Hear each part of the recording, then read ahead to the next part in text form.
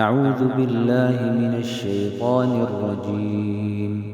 إنه لقرآن كريم في كتاب مكنون لا يمسه إلا المطهرون تنزيل من رب العالمين. أفبهذا الحديث أنتم مدهنون وتجعلون رزقكم أنكم تكذبون فلولا إذا بلغت الحلقوم وأنتم حينئذ تنظرون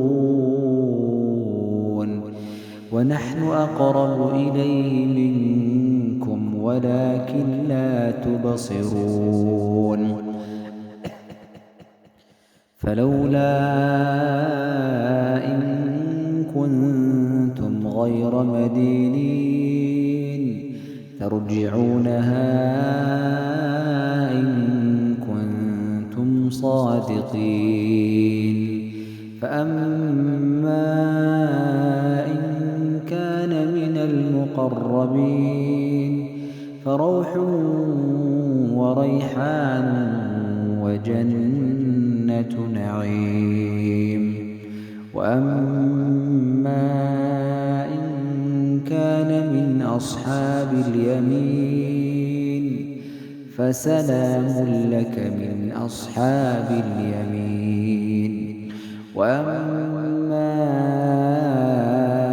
إن كان من المكذبين الضالين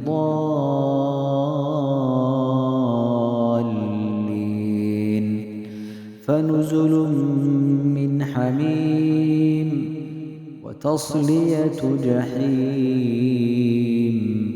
إن هذا لهو حق اليقين